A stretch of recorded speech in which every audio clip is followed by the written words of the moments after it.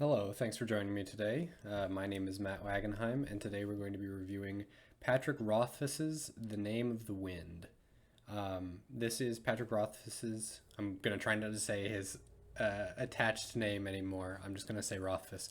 Rothfuss wrote this book in 2007. This was his first novel, and this was what propelled him to fantasy stardom in a sense.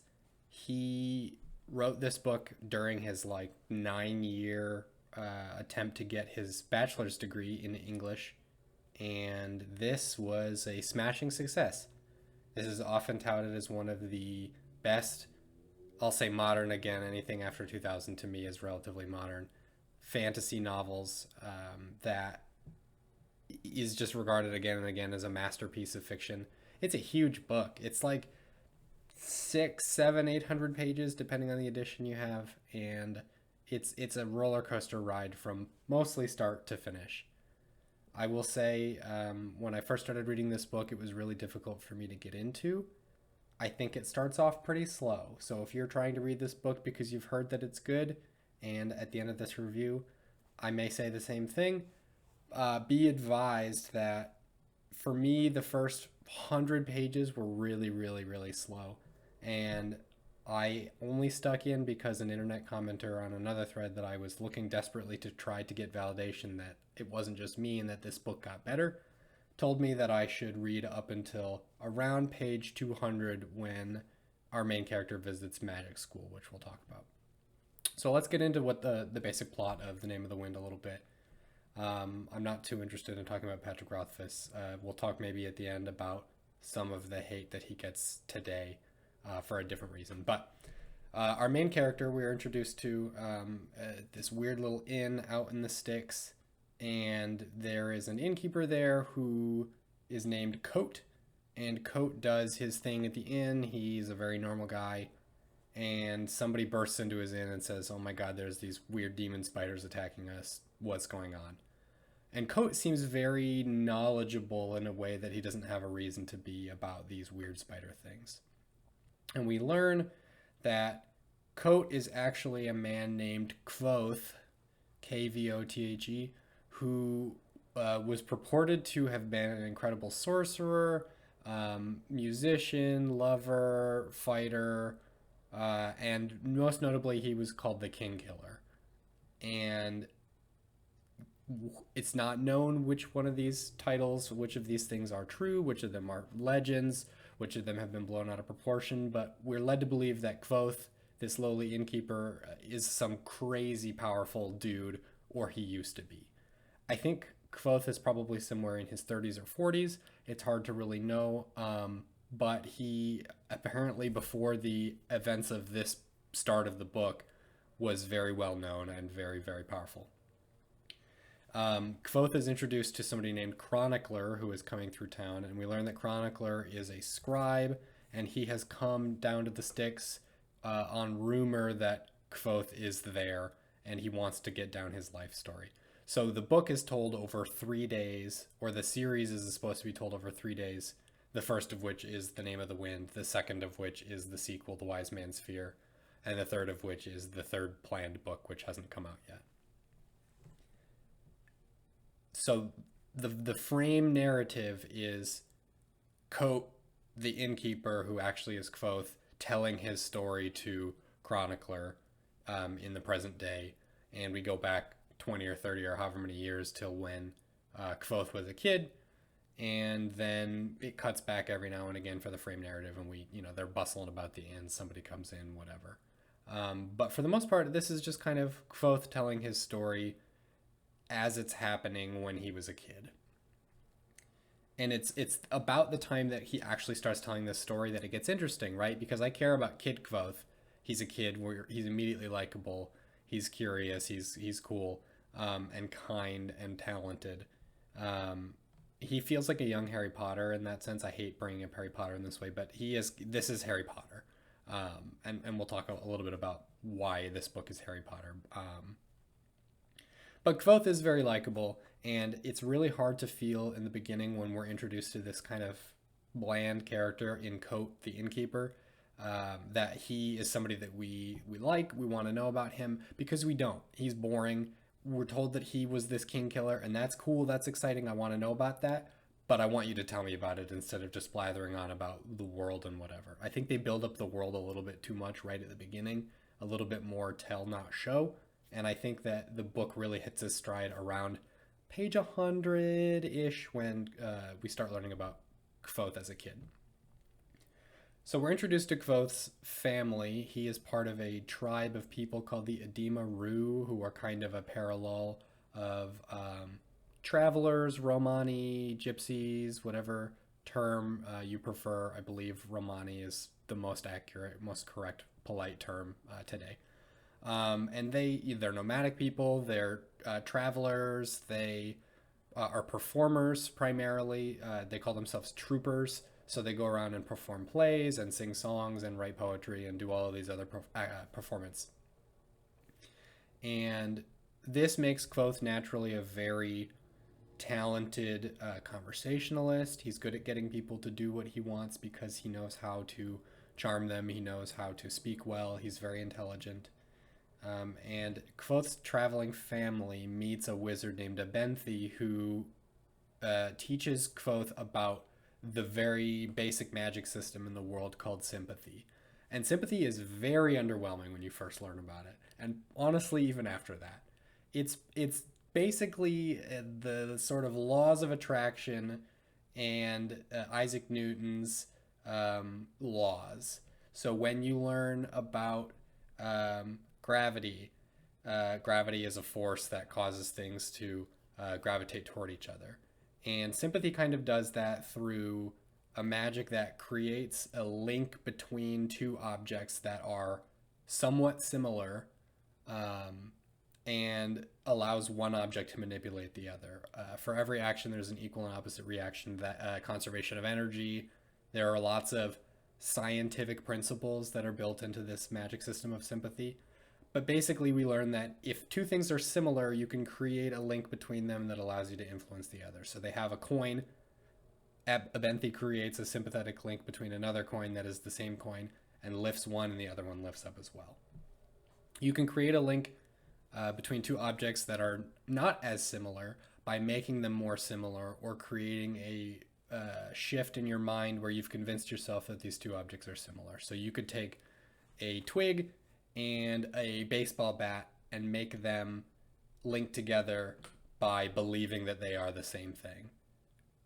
This often shows itself as some sort of voodoo as well. So you will see somebody make what they call a mammet of another person, which is like a voodoo doll.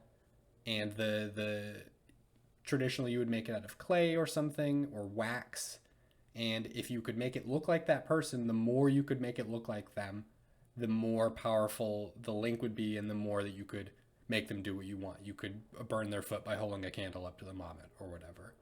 If you put some of their hair or blood onto the mammet as well, it becomes more powerful. The link between the two things is easier because they are more similar now. So that's the basis of sympathy. It's really not that exciting. We learn at the very beginning that it's possible to do what they call naming, calling the name of the wind. Abenthi calls the wind and it whips out and does something. This is very uncommon, it's very powerful, and most people don't know how to do it. Most of the people who purport to be magicians are sympathists, and they can do this sympathy that allows them to do a type of rudimentary magic. But what sympathy is and what it does almost isn't important to the story as far as the mechanics of it go. There is magic. They teach you about the rules of it, but it doesn't really matter what they are because people can do some small magics, and that's cool. Kvothe learns that his dad is composing a song about this magical group of fairies that people don't believe in called the Chandrian, and the Chandrian are supposed to be very powerful, but nobody really knows anything about them, and they're made up essentially in these people's minds. Until the night that Kvothe comes back to camp and finds that his entire family and all of the troop has been slaughtered by the Chandrian who were there, and they're alive. Somehow he gets away, they leave him be, he's the only survivor, and Kvothe wanders in the wild for quite a while until he gets to a city, and he lives in that city as like a beggar kid for 3 years. And this is a very interesting part of the story. It's nice to see Kvothe kind of scribble his way up through society. After his time in the city, he gets to this magical university that he learns about with Abenthi before everybody is slaughtered. Abenthi had actually left the troop just before the slaughter, so he is presumably alive somewhere. He goes to magic school and learns about magic and is the poor kid who has no money. He has one set of clothing. He doesn't know very much about the world, but he is pretty good at sympathy, much better than most of his peers because Abenthi had taught him and he was such a voracious student. So most of the book, probably around page 150, 200 of the 800-page version of the book that I read, is him in school, him doing whatever's going on in school. And this part is very, very Harry Potter, right? He's an orphan. He's a magical orphan. He goes to school with other people who are magical. He is poor. Harry Potter wasn't poor, but he's an outcast. Nobody knows him. Nobody likes him. He's way better than everybody else immediately. And that's mostly because he works super duper hard. He knows that if he wants to stay, he has to be better than everybody, and he has to find a way to make his tuition every semester. And money is very important in this book for Kvothe, which is very refreshing because it's not often important in these kinds of stories. Harry Potter, as I said, he comes into wizardry and learns that his parents left him a ton of money, infinite money. He has no need for money anymore. He's got it all. That's never true for Kvothe. He every semester talks about what he's going to do. He's in constant debt. He's not going to be able to go to school anymore. And if he can't stay in school, he's essentially back on the street because he has nothing. So throughout the book, we get Kvothe kind of recounting how he made it in the world, what he did at magic school, his events there. And that's pretty much where it ends. Obviously, things happen. There's plot points that aren't important for this discussion. Once he gets to magic school, that's the rest of the book is in and around magic school. And the magic school stuff is very, very compelling. I really do appreciate it. And I find it very interesting. There is no king killing in this book. In The Name of the Wind, the first of the Kingkiller Chronicles books. And that was kind of surprising to me. In the frame narrative, we know that Kvothe has killed a king. Presumably. That's what we're led to believe. Doesn't happen in this book. The book doesn't even end on a particularly big moment. I don't feel like it needs to. What is happening during the meat of the book is so interesting anyway. It doesn't feel like it needs some big arc because clearly this is being set up for the sequel, The Name of the Wind, The Wise Man's Fear. And it makes sense that this story is not done. It's to be told over 3 books. It's in the frame narrative. It is one story being told over 3 days, so it doesn't really make sense that there's a big ending at the end of book 1. And in that sense, it feels a little disappointing. For me, I was able to read The Wise Man's Fear directly after this book, so I didn't have that disappointment, but I'm sure that there was some amount from fans, and I know that there is some amount from fans who have been waiting since 2014, I think, when The Wise Man's Fear came out, for the third and final book in this trilogy. And Patrick Rothfuss these days has been getting a lot of hate from fans or previous fans because they perceive, like other writers, maybe George R.R. Martin, that he's taking his sweet time in writing this last book that people are very excited about. I don't feel entitled to that. I read the book for the first time, the first and the second one, within the last 2-3 months, so I haven't been waiting as long as some other people have. If I ever get it, great, I'll be excited. And I don't understand people's desperation for a book, but I did read an unfortunate quote on Wikipedia today that, according to his editor/publisher, in July of this year, she had not heard from him in quite a while and does not believe that he has written anything since 2014. So, fans, you're going to be waiting a while longer, would be my guess. The Name of the Wind is a very, I won't call it standard fantasy book, but it is, if you have read a lot of fantasy, it hits a lot of those notes. One of the things that they avoid is Kvothe feeling incredibly powerful just because. He is powerful, but he's just as powerful as anybody else in that he can use the same kind of magic they can do. He can't do anything better than anybody else for any reason other than the fact that he works really hard. He's very likable. Everybody likes him, and it's very understandable that they like him because he's just a very pleasant, polite, interesting person. He cares about his friends, he's a good musician, he likes talking to people, and he's just kind to those people around him. So Kvothe is a very, very compelling protagonist when he is a kid. Kote, the innkeeper, we don't get tons of him, but he's not interesting. He's very flat. He seems to have lost his zest for life, and we don't really have a sense of why. And that's one of the reasons that the frame narrative works as well as it does once you get past the beginning, because you want to know this Kvothe that we know as a kid is so charismatic, and Kote is just kind of, he's fine. He's not bad. He's not mean. He's just flat. And the reader wants to know why that is. Once I got past the beginning, as I said, was a little slow. I was engrossed in this book. I was reading 200 pages a day, probably. I loved it. I blasted through this book, and I think that it is a prime example of what you can do when you set your mind to writing a book that has a universe that feels so real and believable and lived in. There are a variety of different peoples and cultures that feel represented in this book. There are the school sections are obviously compelling because I think everybody likes to follow a protagonist who is learning, and that's one of the best ways as an author to get your reader to understand the things that you need to know about their universe is to make sure your main character doesn't know those things. So young Kvothe, as a kid and as somebody who is new to this whole sympathy thing, is learning about these things at the same time that we are, which gives a really good way to show and not just explain, well, of course this is what it is. Everybody knows what this is in this world. We don't. Kvothe doesn't. I don't think, aside from the slow start and the possibly disappointing climax of the book, not disappointing because of the content, but just disappointing because it doesn't feel like a separate, this is the end of the book. This is, where's the next bit, because that's where it kind of leaves off.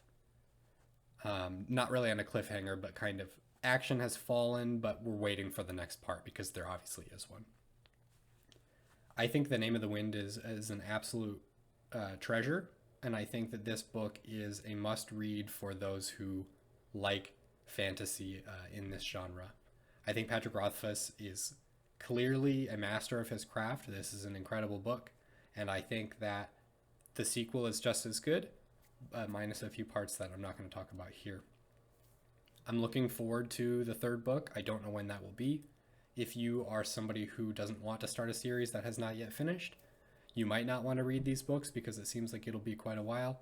If that doesn't bother you, I would say go ahead and read. I feel fine where the first two books have ended. If I never get another book, I will still have felt very proud to have read these books because I think that they are significant as far as the mark that they've made on modern fantasy. I think The Name of the Wind is probably appropriate for, I would say, high school and up as far as age ranges go. If you were a particularly advanced middle schooler, you might be able to read this. It's a long book. The prose is quite, I won't say it's dry, but it's kind of Game of Thrones slow in some sections. Very methodical writing. You need to push through some parts of it, and I think that the wording is more appropriate for older individuals. I don't believe that there is any particular content that would not be agreeable to somebody who was in middle school. This is more a mechanics of reading sort of thing. There's some violence. There's some mention of alcohol or sex, but none of it is graphic. None of it is inappropriate in a way that somebody who was mature enough to want to read the text couldn't parse. Overall, I think The Name of the Wind was really exciting. I really liked it, and I think that you would too if you're watching this review, if you're curious about it. I found it at my local library. I'm sure that you can get it there as well. So I think that's all I really have to say about The Name of the Wind. Really exciting book, and thanks for listening.